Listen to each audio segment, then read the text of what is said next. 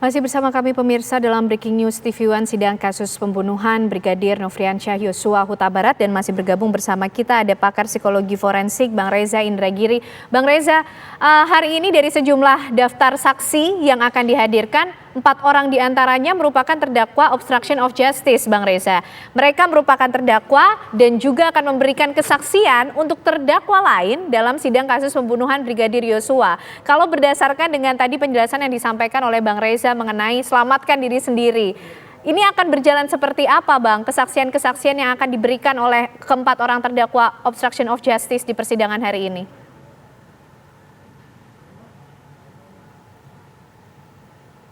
Sejujurnya saya belum tahu ya bagaimana relevansi terdakwa obstruction of justice bagi persidangan Eliezer, bagi persidangan Ma'ruf, dan juga bagi persidangan Ricky Rizal.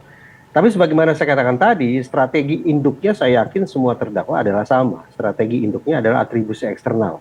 Mengalihkan atau memindahkan pertanggungjawaban pidana itu dari diri saya ke diri orang lain. Dari diri terdakwa ke pihak lain, ke terdakwa lain, dan seterusnya. Karena itulah satu-satunya jalan yang bisa dipakai atau diterapkan untuk memastikan mereka bisa mendapatkan peringanan hukuman atau bahkan mungkin bebas murni. Kalau mereka bisa meyakinkan majelis hakim bahwa mereka memang pantas untuk diberikan pemaafan dan perbuatan mereka dimaklumi. Nah, ya kita tunggu persidangan nanti, arah penggalian informasi macam apa yang akan dilakukan oleh majelis hakim, seberapa jauh relevansinya terkait dengan terdakwa Ma'ruf, Eliezer, dan Ricky Rizal, dan juga seberapa jauh relevansinya justru dengan terdakwa Ferdy Sambo dan mungkin juga terdakwa Putri Chandrawati. Oke, tapi Bang, kalau kita berbicara mengenai kemudian menyelamatkan diri sendiri, apakah kira-kira nanti kesaksian-kesaksian yang akan disampaikan oleh terdakwa obstruction of justice ini sifatnya sudah akan diberikan keterangan seterbuka mungkin, atau mereka pun juga ada kecenderungan untuk mengikuti insting selamatkan diri sendiri itu tadi, Bang Reza? Pada sejumlah kesempatan majelis hakim memang beberapa kali masih perlu mengingatkan saksi bahwa silakan sampaikan, jangan sungkan-sungkan, jangan banyak settingan, yang bersangkutan sudah di sel kok. Itu kan merupakan bahasa yang digunakan oleh hakim untuk meyakinkan saksi, meyakinkan orang yang sedang diperiksa bahwa mereka memang sudah seharusnya memberikan keterangan sebagaimana situasi yang mereka ketahui secara mandiri, tidak berada di bawah pengaruh orang lain, tidak diintervensi oleh pihak lain. Nah, bentuk keyakinan yang disampaikan oleh majelis hakim ini yang kita harapkan akan bisa meyakinkan para saksi bahwa pada akhirnya mereka sungguh-sungguh akan menyampaikan keterangan secara jujur, secara terus terang, tidak banyak skenario seperti yang diinginkan atau yang sudah dirancang barangkali oleh pihak tertentu. Nah, terkait ini, ya saya barangkali masih melihat sedikit banyak sentimen jiwa korsa itu masih ada sedikit banyak. Banyak. Itu sebabnya memang merupakan sudah menjadi langkah yang sangat tepat ketika Polri mencopot seluruh jabatan yang pernah disandang oleh terdakwa Ferdy Sambo.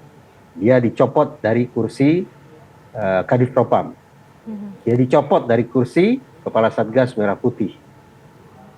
Dia dicopot dari jabatan atau dari kedudukannya sebagai anggota personil atau sebagai personil Polri. Nah, pencopotan dan pencopotan macam itu yang mudah-mudahan bisa meyakinkan para saksi bahwa mereka tidak lagi punya ikatan apapun terhadap yang namanya terdakwa Ferdy Sambo. Terdakwa Ferdy Sambo tidak lagi dipandang atau disikapi sebagai sosok yang masih punya pengaruh kuat, yang tanda petik akan bisa merusak masa depan siapapun yang kemudian memberikan keterangan secara jujur di ruang sidang ini. Ferdy Sambo sejak dicopot dari sekian banyak jabatannya, sejak didudukkan di kursi terdakwa, mudah-mudahan bisa dipandang sepenuhnya oleh para saksi bahwa orang ini adalah orang yang tidak lagi berdaya, yang tidak ada manfaatnya lagi untuk dibela, yang tidak ada manfaatnya lagi untuk diikuti segala skenario yang barangkali sudah dia susun sebelumnya. Oke, baik. Bang Reza, kita mungkin sedikit bergeser dari sejumlah persidangan yang sudah berlangsung. Ini juga sempat diungkapkan mengenai kepribadian dari Brigadir Yosua. Ini yang menarik, Bang Reza. Ada beberapa kesempatan kemudian di persidangan yang nampaknya terlihat ingin mengungkap kepribadian yang tidak diketahui dalam tanda kutip dari seorang Brigadir Yosua di persidangan. Ini cerita seperti apa lagi yang hendak diangkat begitu dalam persidangan, Bang Reza? Saya melihat kesulitan, tanda petik kesulitan kita memahami sekian banyak profiling itu berangkat dari alur persidangan yang berbentrokan dengan simpulan yang pernah dinyatakan oleh Komnas HAM dan Komnas Perempuan.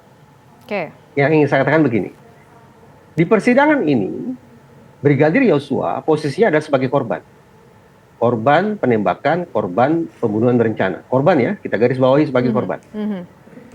Tapi ketika Komnas HAM dan Komnas Perempuan mengeluarkan simpulan, salah satu rekomendasinya adalah, sebelum rekomendasi bahkan ada simpulan bunyinya begini, bahwa diduga kuat, pakai kata kuat ya, diduga kuat sudah terjadi pelecehan seksual yang dialami oleh Putri Chandrawati. Dan rekomendasinya adalah memeriksa seberapa jauh kebenaran bahwa Putri Chandrawati sudah mengalami pelecehan seksual. Secara implisit, terarah pemikiran kita untuk kemudian menempatkan Brigadir Yosua sebagai pelaku pelecehan seksual. Jadi ada dua posisi yang kontradiktif satu sama lain.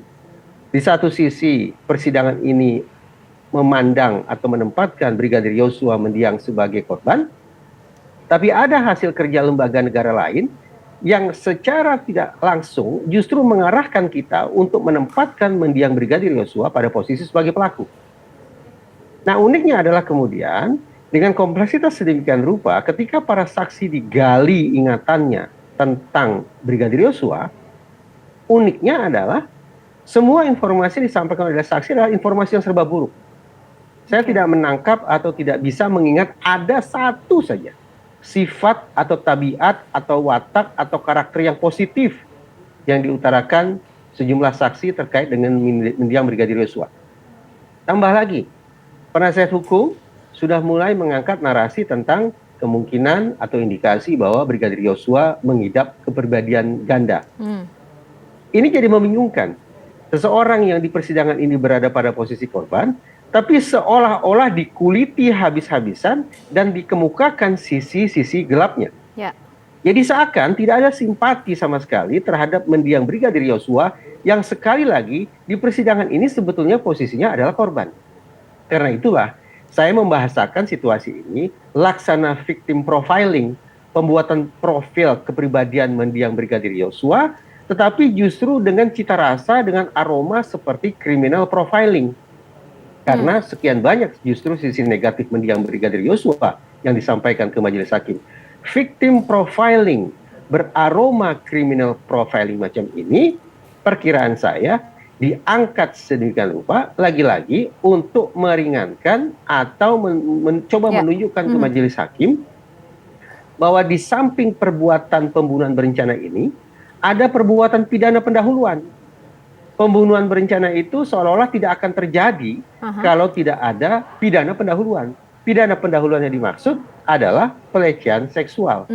Nah, sekarang bayangkan, kalau ternyata majelis hakim teryakinkan bahwa pembunuhan berencana ini memang terjadi semata-mata karena sudah ada provokasi sebelumnya, yaitu pelecehan seksual, maka tidak tertutup kemungkinan terdakwa tidak dikenai hukuman mati, kalau divonis bersalah, juga tidak dikenai hukuman seumur hidup, bahkan mungkin tidak dikenai hukuman 20 tahun. Kenapa? Karena majelis hakim teryakinkan bahwa pembunuhan berencana ini adalah tak lebih tak kurang merupakan bentuk reaksi spontan, merupakan bentuk pembelaan diri, merupakan akibat adanya sebuah provokasi, adalah respon atas perbuatan pidana yang sudah terjadi sebelumnya. Itu akan dijadikan sebagai putusan hakim kalau mereka teryakinkan bahwa sudah ada pidana pendahuluan, yaitu pelecehan seksual yang dilakukan oleh seseorang dengan tabiat yang dibuka sehabis-habisnya di ruang sidang dengan sekian banyak kata sifat yang negatif itu. Nah, tinggal lagi kita atau majelis hakim terutama teryakinkan atau tidak dengan victim profiling yang beraroma laksana criminal profiling tersebut. Nah, tapi Bang Reza, mungkin dalam kasus-kasus semacam ini, kasus-kasus dugaan pembunuhan berencana semacam ini, victim profiling yang beraroma criminal profiling ini biasa atau wajar terjadi di persidangan dan diupayakan oleh pihak terdakwa untuk kemudian dalam tanda kutip menyelamatkan diri, begitu Bang Reza? Kita runut lagi ya, secara kronologis ke titik paling awal. 0 kilometernya adalah rekomendasi Komnas HAM dan Komnas Perempuan. Rekomendasi itu disampaikan kepada Polri. Lalu Polri dalam hal ini Barreskrim Mabes Polri menindaklanjuti dengan mengundang Asosiasi Psikologi Forensik, ya singkat saya itu ya, untuk membuat profiling. Ya. Nah, sekarang Apsifor akan memakai mindset apa ketika membuat profiling itu? Memakai mindset bahwa Yosua adalah seorang korban, atau memakai mindset bahwa Yosua adalah seorang pelaku, atau kedua-duanya? Saya tidak tahu jawabannya. Nah, kalau kemudian mindset ini tidak bisa didefinitifkan, profil yang kita buat ini sesungguhnya profil tentang apa? Ini akan berimplikasi serius ke depannya. Kenapa? Mari kita pahami dulu. Victim profiling lazimnya dibuat pertama untuk menakar taraf atau bobot kerugian yang sudah dialami oleh korban. Yang kedua, victim profiling dibuat untuk kepentingan riset, untuk kepentingan pendataan, dalam rangka mencegah atau menekan kemungkinan adanya korban-korban berikutnya akibat perbuatan pidana yang sama. Itulah esensi pembuatan victim profiling. Sebaliknya, kalau kita bicara tentang criminal profiling, maka arahnya adalah sesungguhnya melihat seberapa jauh misalnya seorang pelaku ini bisa direhabilitasi. Seberapa jauh semestinya pelaku ini dijatuhi sanksi pidana. Seberapa jauh kemungkinan pelaku ini akan mengulangi perbuatannya. Dan bagaimana kita bisa mencegah agar orang-orang lain tidak menjadi pelaku perbuatan pidana yang sama. Nah, ternyata berbeda ya. Tujuan dan kemanfaatan pembuatan victim profiling dan criminal profiling ternyata berbeda satu sama lain. Nah, saya tidak tahu. Ini pembuatan profiling sedemikian rupa yang sudah dinarasikan oleh para saksi dan penasihat hukum, arahnya akan kemana? Kalau kita mau konsekuen bahwa persidangan ini adalah sungguh-sungguh menempatkan mendiang Brigadir Yosua sebagai korban dari sebuah perbuatan pidana, yaitu dakwaannya pembunuhan berencana, pasal 340 KUHP, maka kembali lagi dua hal yang saya katakan tadi. Victim profiling atau profil atau potret kepribadian tentang mendiang Brigadir Yosua semestinya ditujukan satu, untuk menakar beban bobot penderitaan yang dialami oleh Yosua, agar negara pada akhirnya tahu seberapa besar ganti rugi, seberapa besar restitusi yang harus dibayar oleh para pelaku. Dan yang kedua, dari potret kepribadian mendiang Brigadir Yosua ini diharapkan ke depannya negara akan bisa mencegah agar tidak terjadi orang-orang dengan posisi yang sama, personil polisi dengan pangkat yang sama, kemudian menjadi korban perbuatan pidana yang sama. Nah, saya pribadi tidak teryakinkan bahwa dua tujuan atau dua manfaat victim profiling ini akan terrealisasi. Kenapa? Karena sejauh ini, sekali lagi saya katakan, sejauh ini narasi-narasi yang diangkat tentang mendiang Brigadir Yosua oleh sejumlah saksi dan juga oleh penasihat hukum justru narasi yang menjelek-jelekkan mendiang Brigadir Yosua. Bukan narasi yang berujung pada pemanfaatan victim profiling dalam rangka memberikan restitusi dan mencegah adanya korban-korban berikutnya. Oke, tapi yang dilakukan oleh penasehat hukum atau mungkin dari pihak FS dan juga PC, Bang Reza, untuk melakukan victim profiling yang beraroma criminal profiling, ini hal yang biasa dilakukan untuk kemudian mencoba untuk menyelamatkan diri ketika seseorang kemudian sebenarnya kalau kita lihat dari sejauh ini persidangan, mungkin bukti-buktinya sudah mengarah pada adanya pembunuhan berencana tersebut. Seperti apa sih Bang Reza? Terdakwa itu tidak disumpah. Artinya ya secara vulgar ingin saya katakan, terdakwa mau berdusta, terdakwa mau berkhayal, terdakwa mau apapun, terserah. Terdakwa mau membela diri dengan cara apapun, dengan membangun narasi apapun, terserah, karena terdakwa atau tidak disumpah. Nah, dalam konteks itu, maka kita bisa pahami bahwa ketika mendiang Brigadir Yosua dibuat profilnya, dipotret kepribadiannya dengan serbaneka sifat-sifat negatif, maka saya anggap itulah lagi-lagi sebagai cara atau siasat yang coba dibangun oleh terdakwa untuk menunjukkan bahwa perbuatan pembunuhan berencana itu, dakwaan tentang pembunuhan berencana itu sudah didahului oleh perbuatan jahat lainnya. Perbuatan jahat lainnya itu tidak bisa kita tutup mata tentang kemungkinan terjadinya. Kenapa? Karena perbuatan jahat itu seolah-olah dilakukan oleh orang dengan serbaneka watak dan tabiat yang buruk. Serbaneka watak dan tabiat buruk itulah yang dilekatkan ke mendiang Brigadir Yosua. Jadi dalam konteks pembelaan diri, menurut saya apa yang dilakukan sebagai sebuah siasat ini, yaitu siasat berupa victim profiling beraroma criminal profiling, menurut saya ya biasa saja. Itu bagian dari sebuah siasat. Oke. Tetapi justru saya melihatnya ada kemungkinan yang lain. Yang saya Kemungkinan maksud seperti adalah, apa? misalnya begini, ada saksi yang menyebut bahwa Brigadir Yosua itu pemarah atau temperamental. Ada juga yang menyebut Brigadir Yosua itu suka dugem. Ada pula saksi yang menyampaikan keterangan bahwa mendiang Brigadir Yosua, maaf, pernah minta dicarikan perempuan. Minta dicarikan perempuan ini konotasinya sudah mengarah pada seolah-olah Brigadir Yosua adalah sosok yang hiperseks, gitu, yang maniak seks, yang hidupnya tak lebih tak kurang melakukan hubungan tak senonoh. Kesannya seperti itu. Nah, dengan sifat-sifat negatif seperti itu, maka barangkali akan terpandu pemikiran kita untuk melihat atau bahkan menyimpulkan bahwa ternyata Brigadir Yosua bukan orang yang baik. Brigadir Yosua bukanlah sosok teladan seperti yang selama ini didengung-dengungkan oleh pihak keluarga. Justru dengan keterangan saksi yang sedemikian rupa terpampang ke hadapan kita Brigadir Yosua sebagai orang dengan serba aneka kepribadian yang buruk. Orang yang sangat mungkin melakukan pengkhianatan terhadap atasannya. Orang yang sangat mungkin melakukan pelecehan terhadap istri komandannya. Orang yang sangat mungkin mencederai nama baik dan martabat institusi tempat dia bekerja. Akan terpotret seperti itu. Tapi saya justru melihatnya lain.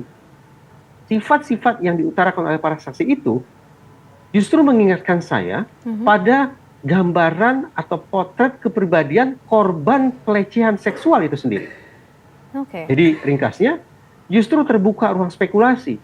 Jangan-jangan potret pemarah alias temperamental, potret dugem, potret minta dicarikan perempuan, itu merupakan manifestasi dari penderitaan yang dialami oleh korban pelecehan seksual.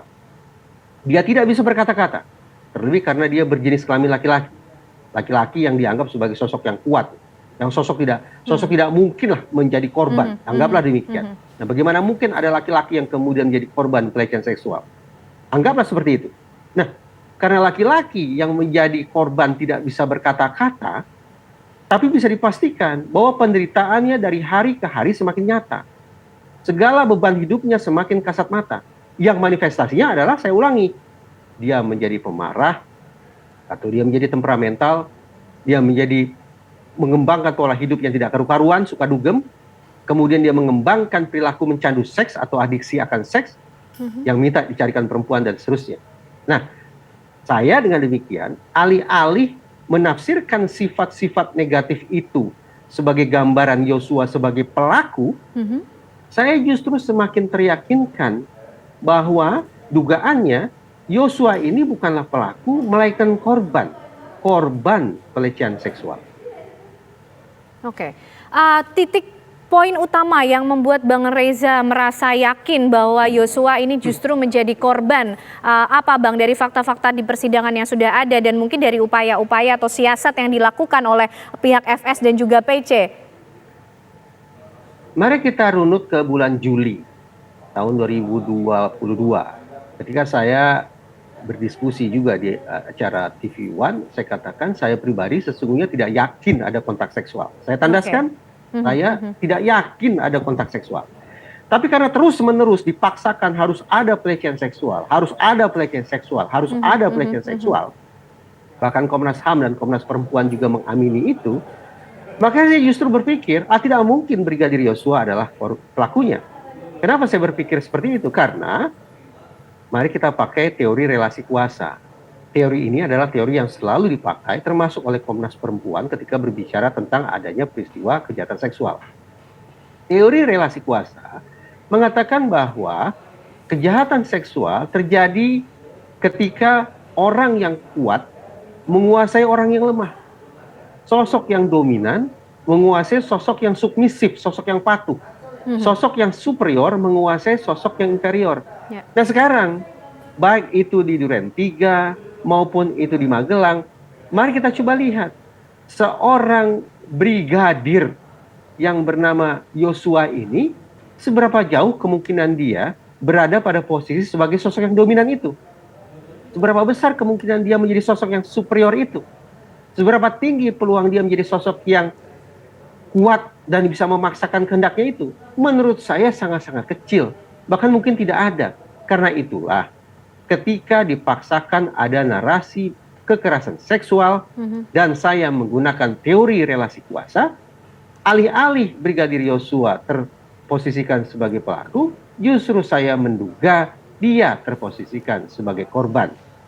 Itu bulan Juli tahun 2022. Ya. Dalam perjalanannya, tadi saya katakan, seiring dengan diperiksanya sejumlah saksi, dan setelah saya menyimak narasi yang dibangun oleh penasihat hukum terkait sisi-sisi gelap Brigadir Yosua, saya semakin teryakinkan bahwa alih-alih sebagai pelaku, patut diduga kiranya bahwa Brigadir Yosua adalah korban pelecehan seksual. Kalau narasi itu tetap harus dipaksakan ada. Oke, baik. Menarik Bang membahas mengenai hal ini. Tapi kita jeda dulu. Bang Reza, usai jeda kami masih akan kembali hadir untuk Anda pemirsa dalam Breaking News TV One, sidang kasus pembunuhan Brigadir Nofriansyah Yosua Huta Barat.